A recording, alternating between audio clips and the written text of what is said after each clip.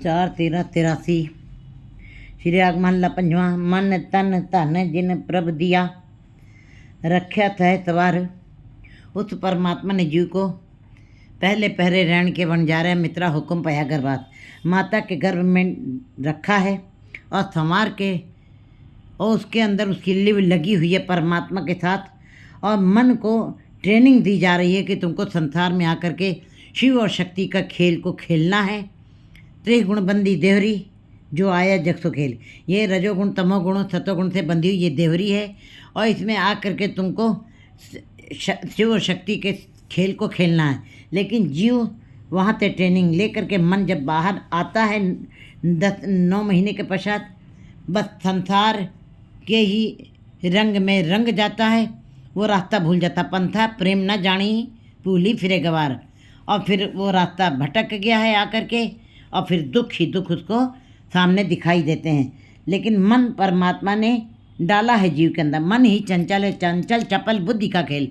बस इस शरीर के अंदर मन ही चंचल है, चपल है, और बुद्धि का खेल इसके अंदर चल रहा है। और जो जीव गुरमुख है वो उस परमात्मा को पा लेते हैं, और जो चपल बुद्धि वाले जो मायावी हैं वो संसार का ही खेल खेल करके तीनों गुणों की बंधी देहरी में उसी में समा जाए। क्योंकि ये मन 5 तत्वों का बना है और आत्मा तो व्यापक है, शरीर तो स्थूल है। तीनों की अलग अलग बात गुरु जी ने बताई है, लेकिन मन को ही सारी बातें समझाई हैं। लेकिन मन जैसे ही संसार में आया है वैसे ही रास्ता भटक गया है। पंथा प्रेम न जानी भूली फिरे गवार। कहते हैं वो गवार हो गया, वो बौरा गया, वो पागल हो गया इस संसार में आकर के, वो अपने रास्ता भटक गया, इसीलिए दुख है। लेकिन गुरु जी बता रहे हैं, हे मनुष्य, तुम्हारे अंदर परमात्मा ने मन डाला है, तन डाला है, धन तुमको दिया अपार। जिन प्रभ दिया तुमको परमात्मा ने, उस परमात्मा ने मन दिया है, तन दिया और धन भी दिया है जो कभी कम नहीं होगा। रक्षा सहतवार, और तुमको तुम्हारी ऐसी तुम्हारी रक्षा की है सुंदर तरीके से, सहज तरीके से तुमको संवार करके रखा है। 9 महीने तक माता के प्रतिपाल में, माता के गर्भ में प्रतिपाल करे सो क्यों मन बिसारिए। उसने तुम्हारी रक्षा की है माता के गर्भ में। उस गर्भ यौन विष्ठा का वास जो मैली थैली है उसके अंदर भी तुमको निर्मल करके, संवार करके, सजा करके अच्छे ढंग से संसार में तुमको भेजा है। सर्व कला कर थाप्या अंतर ज्योत पार। और बाकी 84 लाख दुनिया बनाई उसने, पशुओं के शरीर दिए हैं, लेकिन दांत भी दिए, सब कुछ दिए। बोलने की कला नहीं दी है, हंसने की कला नहीं दी है, और शब्द नहीं दिए हैं। वो केवल मूक हैं, वो उसी एक ईश्वर की मर्यादा में चलते हैं। शरीर जरूर बड़े हैं लेकिन वो ईश्वर का नाम नहीं जप सकते हैं। लेकिन परमात्मा और देवताओं को शरीर नहीं दिया है और प्रकाश दिया है। हे मनुष्य, तुम्हारे अंदर सारी कलाएं, सर्व कला कर थाप्या, तुम्हारे अंदर सारी कलाओं के साथ तुमको थापा है परमात्मा ने। सारी शक्तियाँ तुम्हारे अंदर डाल दी हैं। थाप्या अंतर ज्योत पार, और सारी शक्तियाँ तुम्हारे अंदर डाल करके फिर अपनी ज्योत, अपना प्रकाश, अपनी शक्ति तुम्हारे अंदर डाल दी है। अपार शक्ति डाल दी है कि तुम सारे जीवों को भी पंजे में कर सकते हो। तुम्हारे अंदर इतनी ताकत है, तुम्हारे अंदर इतनी बुद्धि डाली है परमात्मा ने, इतना सुंदर, इतना सजा के भेजा, इतनी समझ डाली है तुम्हारे अंदर। सदा सदा प्रभ सिमरिए अंतर रख उतार। इसलिए हे जीव, उस परमात्मा को जिसने तुम्हारी इतनी सुंदर रचना की है, तुम्हारी संभाल की है, और तन मन धन सब कुछ तुमको दिया है, और अंतर तुम्हारे अंदर ज्योत अपनी डाल के, मन तो ज्योत स्वरूप है, अपना मूल पहचान, तुम्हारे अंदर अपनी ज्योत डाली है। अपनी ज्योत अपना अंश है, ईश्वर अंश, जीव अविनाशी। सबके अंदर ऐसी स्थिति नहीं डाली है। परमात्मा ने छोटा अंश तुम्हारे अंदर डाला है, इसलिए तुमको उसी के साथ जुड़ना पड़ेगा। सदा सदा प्रभ सिमरिए। इसलिए हे जीव, सदा सदा उसकी याद मन में बसाए रखो, उसको याद करो, अंतर रख उतार। और ये नहीं कि बाहर से ही पढ़ना है, सुनना है, अंदर हृदय में तुमको धारण भी करना है, विचार भी करना है। क्योंकि कहते हैं बड़े सारे लोग ज्ञानी बहुत हैं लेकिन आचारी बहुत कम हैं। ज्ञानी बहुत पंडित बहुत हैं, विरले विचारी, विचार करने वाले बहुत कम हैं। इसलिए गुरुजी बता रहे हैं कि प्रभु सदा सदा प्रभु सिमरिए अंतर रख उतार, अपने हृदय में उसको धारण करना और विचार भी करना।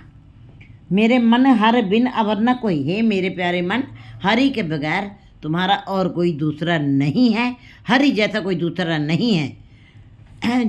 हरि अपने में एक अलग है, हरि अपने में एक अलग शक्ति है। हरि ला शरीक है, वो उसके जैसा कोई भी नहीं संसार में और ना होगा। मेरे मन हर बिन अवर न कोई, इसलिए हरि के अलावा तुम्हारा कोई नहीं है। प्रभु शरणाई सदा रहो, दुख न व्यापे कोई। अगर जो तुम उस एक परमात्मा की शरण में रहोगे, उसका ही टेक लिए रहोगे, उनके ही चरणों में गिरे रहोगे, सदा रहो हर दम। जब तक तेरी श्वासें चल रही हैं तब तक तुमको उसकी शरण में रहना पड़ेगा, फिर तुम्हें दुख नहीं व्यापेगा। कोई भी दुख संताप तुमको झोरा चिंता फिक्र नहीं रहेगी। रहो रतन पदार्थ माण का सुइना रूपा खाक। ये जितने भी तुमको दिखाई दे रहे संसार के पदार्थ, सोना चांदी हीरे मोती, ये सब सोना चांदी जितना भी तुमको दिखाई दे रहा, बड़े चमकदार पदार्थ हैं जो तुमको दिखाई दे रहे हैं, ये सब खाक हैं, ये सब मिट्टी हैं, ये सब पत्थर हैं, इनकी कोई वैल्यू नहीं है। कहते हैं हीरा हाथ चढ़े हो निर्मूलक, छूट गई संसारी। कहते जब परमात्मा के नाम का जब हीरा किसी को मिल जाता है, ये सारे हीरे मोती जो संसारिक हैं, ये जितने भी रत्न पदार्थ हैं, माणक हैं, ये सब पत्थर के प्रतीत होने लगते हैं, ये खाक हो जाते हैं। ये हे जीव, ये जितने भी तुमको चमक दिखाई दे रही है माया की, पदार्थों की और संसार की, इतने सुख समृद्धि वैभव दिखाई दे रहा है, ये सुइना रूपा खाक, ये एक दिन मिट्टी में मिल जाएंगे।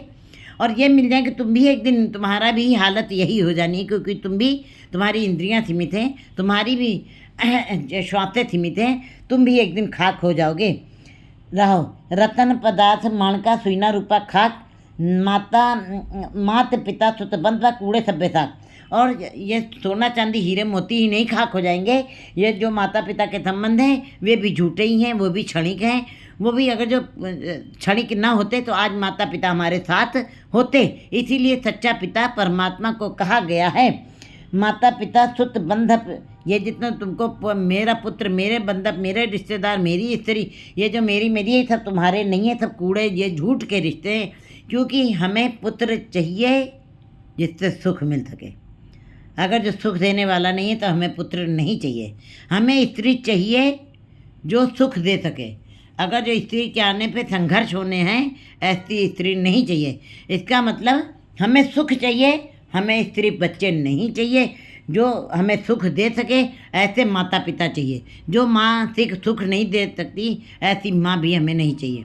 जो पिता हमें सुख नहीं दे सकता, हमारी आवश्यकताओं को पूरा नहीं कर सकता, हमें ऐसा पिता भी नहीं चाहिए। इसका मतलब क्या है?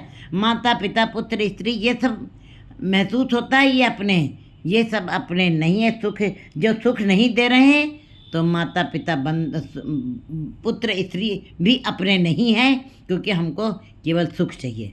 हमारे अंदर एक कल्पना है कि हमको सुख मिले। बेटा है तो बेटा सुख दे, जो बेटा सुख नहीं दे वो बेटा नहीं है, उसे ऐसा बेटा नहीं चाहिए। जिन किया तिसे न जानी मनो पशु नापाक, जिसने तुम्हारी इतनी सुंदर रचना की कि तुम्हारे अंदर मन डाला। कहते हैं चंचल चप्पल बुद्धि का खेल, ये मन ही चंचल है, ये मन ही सारे मेले तो जाए। ए मन शक्ति, ए मन थियो, ए मन पंच तत्व को जियो। जब ये मन शब्द के साथ जुड़ जाता है ये तो निरंकार का रूप हो जाता है, और अगर ये मन चंचलता कर जाता है ये तो शैतान का रूप हो जाता है। ये मन का ही सारा, इसीलिए मन को समझाया है। जब संसार में इस शरीर की रचना परमात्मा ने माता के गर्भ में डाला है, मन और तन ये सारी आत्मा डाली है, तो मन को समझाया जा रहा है, क्योंकि मन ही चंचल है। आत्मा तो व्यापक है, शरीर यही स्थूल रह जाएगा, बाहर की ये तो प्रकट शरीर है। सूक्ष्म जो है मन है, मन की ही अवस्था है, मन ही चंचल है। मन ही को समझाया है जब माता के घर में डाला है कि तुमको ट्रेनिंग दी जाएगी, तुमको वहाँ पे सारी ये संसार में आके खेल देखना है और समझना है। शिव शक्ति का मेल है ये माया का भी खेल है और निरंकार का भी खेल है। उन दोनों की बाजी में से कौन सी बाजी तुम जीत के जाओगे ये तुम्हारे ऊपर निर्भर करती है। कहते हैं गुरु जी बता रहे हैं, फिर जीव मन आकर के संसार में आशाओं में तृष्णाओं में खो गया है रास्ता भूल गया संसार में आकर, संसार के रास्ते को उसने चुन लिया है। इसीलिए फिर बिल्कुल रास्ते में आकर के फिर जीव कुश्ती तंजोक स्वाद ले रहा है। स्वाद आखिर में विषैला हो गया है मन के लिए। क्यों? क्योंकि बाहर से तो मीठा स्वाद है संसार का, लेकिन अंदर से विषैला ही है। मन उसी में पड़ गया है, मन को समझा लेकिन मन रास्ता भूल गया है। इसीलिए फिर जीवन में कष्ट आए हैं। उसको महसूस हुआ है कि वो घर जो माता के घर में था, जिसमें मैं उल्टा टंगा हुआ भी उसकी लीव में लगा हुआ था, वो अवस्था समाधिस्थ थी, वो मेरा सतयुग था। बाहर आने के बाद ही ये सारे अंदर अवस्थाएं बदली, कलयुग का वास हो गया है। तो कहते हैं मन तन धन, गुरु जी ने ये सारी रचना की है।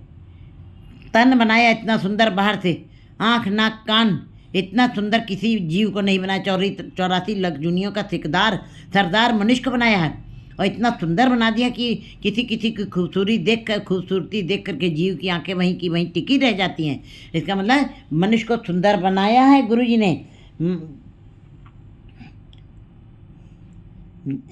माता पिता सुत बंध पे कूड़े सभ्यता, ये सारे रिश्ते झूठे हैं, ये तुम्हारे साथ निभने वाले नहीं है। जिन किया तिथे न जाने, जिसने तुम्हारी इतनी सुंदर रचना की है। जिन तू साज सवार सिगारिया, गर्भ अगन में जिन्हें उबारिया, बार व्यवस्था तुझे प्यारे दूध, पार जोबन भोजन सुख सूध, बिरद भया ऊपर साक्षैन, मुख पियाओ बैठ को दिन। फिर तुम्हारे रिश्ते नाते इतने अच्छे सुंदर बना दिए हैं कि तुम जब बूढ़े हो जाओगे तुमको कोई असाध रोग भी लग जाए तो तुमको ये एक अंजलि दी है, जिसके अंदर तुम खा सकते हो, पी सकते हो।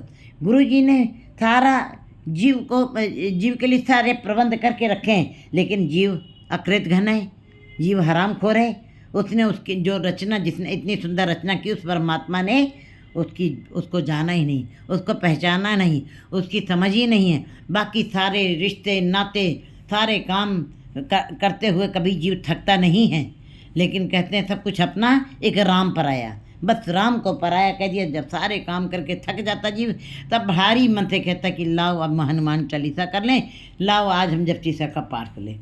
तब जब थक के मजदूर बन गए तो आंखें बंद होने लगती हैं। लास्ट में वो भी मन मार के बैठता है कि क्योंकि भय भिन्न भगत नहीं, कि अनंत तरीके से भय डाले हैं परमात्मा ने, फिर भी जीव कभी परमात्मा के साथ जुड़ना नहीं चाहता है। उसकी महत्ता को समझता नहीं है, उसको जानना नहीं चाहता। मनमुख पशु ना बात, ऐसे मायावी जीव, ऐसे मूर्छित जीव, ऐसे अज्ञानी जीव, ऐसे पागल जीव कहते हैं पशु हैं, नापाक हैं। पशु माने करतूत पशु की मानुष जात है, तो मनुष्य लेकिन करतूत पशुओं वाले हैं, नापाक हैं। ये कभी पवित्र नहीं होंगे, ये निर्मल नहीं होंगे, ये स्वच्छ नहीं होंगे।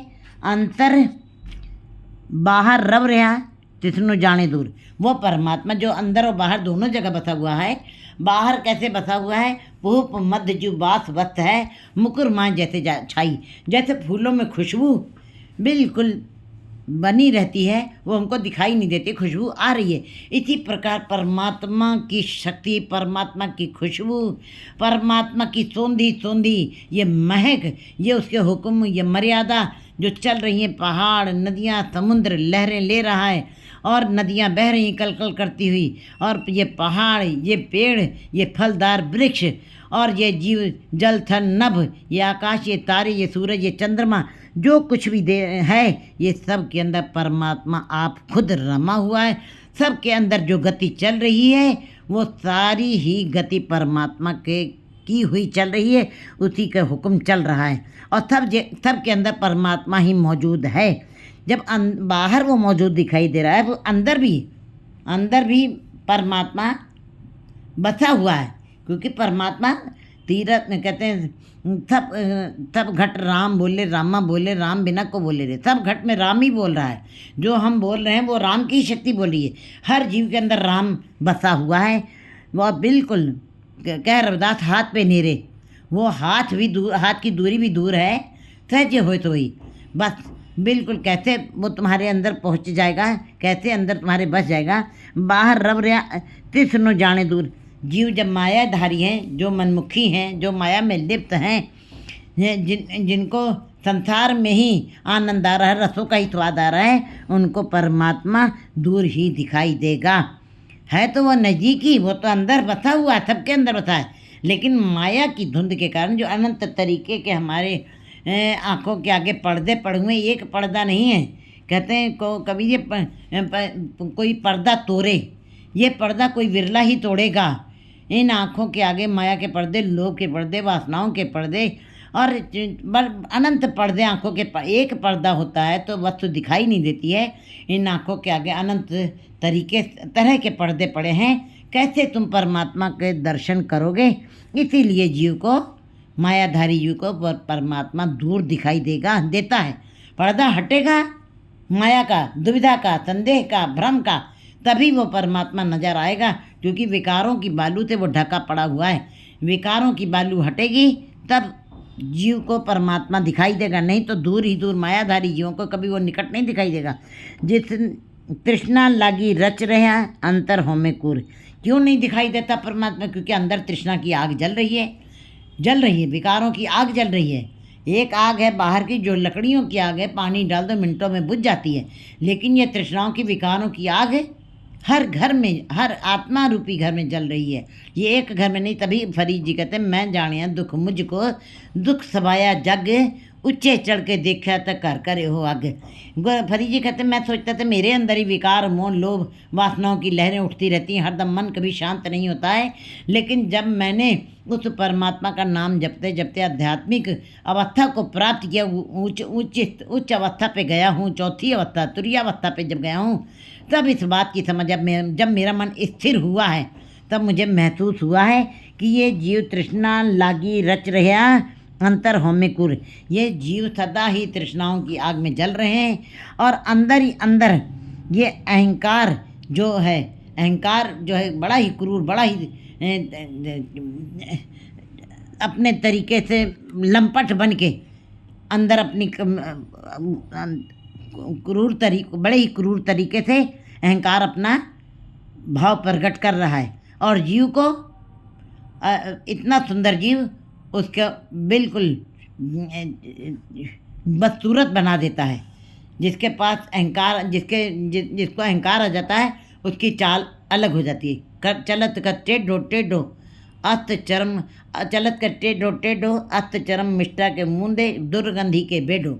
गुरु अर्जन देव जी कहते, क्या टेढ़े टेढ़े चलो, क्यों अहंकार की तुम्हें इतना क्रूर अहंकार तुम्हारे अंदर आ गया, तुम्हारा चेहरा बिगड़ गया अहंकार के कारण, और ये तृष्णाओं की आग जो जल रही तुम्हारे अंदर, क्यों? ये शरीर तुम्हारा ये केवल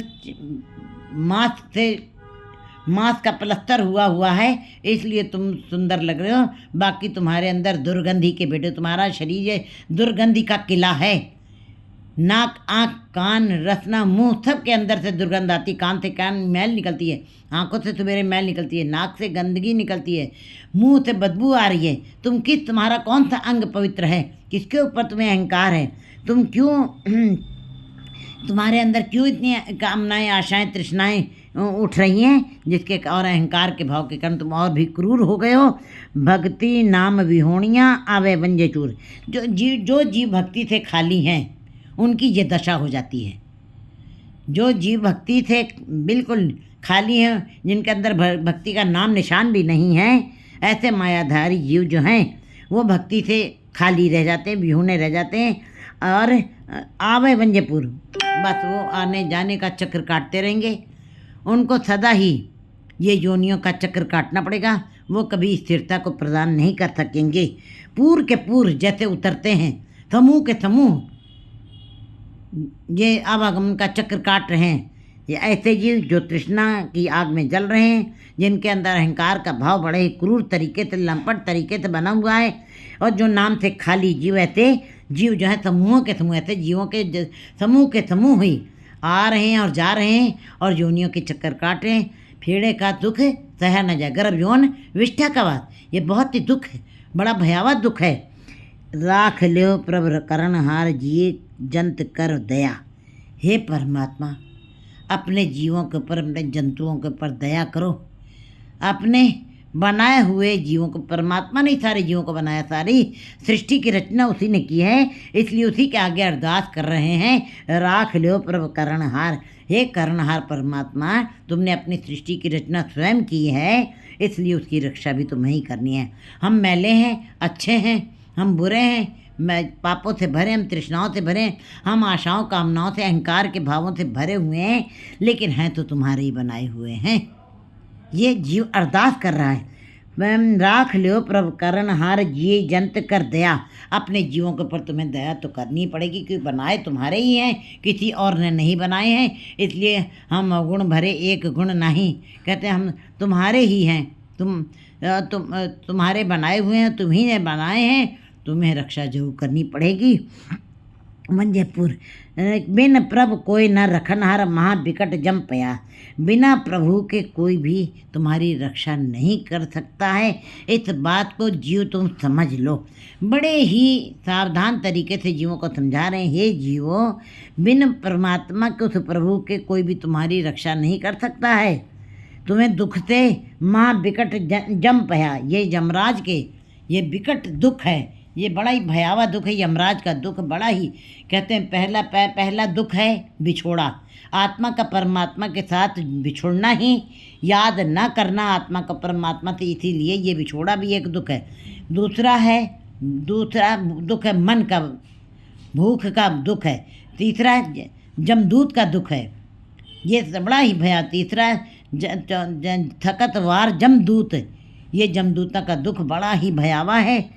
कहते हैं दया करो, इस यमराज के जमदूत के दुख से भी हमारी निवारण करो, रक्षा करो। बिन प्रभु कोई ना रखना, महाविकट जम पया। महाविकट रूप में, भयावह रूप में यमराज खड़ा हुआ है सामने। नानक नाम न विचर कर अपनी हरमया। गुरु जी कहते हैं कि इतने कष्टों में, इतने भयावह रूप में जो यमराज भी हमारे सामने खड़ा हुआ है और हमें बहुत ही भय लग रहा है, नाम न वो वितरो। ऐसे संकट में, ऐसे दुखों के बीच में भी हे परमात्मा, तुम अपने नाम की याद मुझे दिलाए देना, अपनी हरमया, अपनी कृपा करना। मैं इतने समस्याओं में, इतने महाविकट संकट में भी मैं रहता हुआ, इन परिस्थितियों से गुजरता हुआ भी मैं तुम्हारे नाम को ना भूलूं। अपनी कृपा, अपनी माया जरूर मेरे ऊपर कर देना। 4/14/84।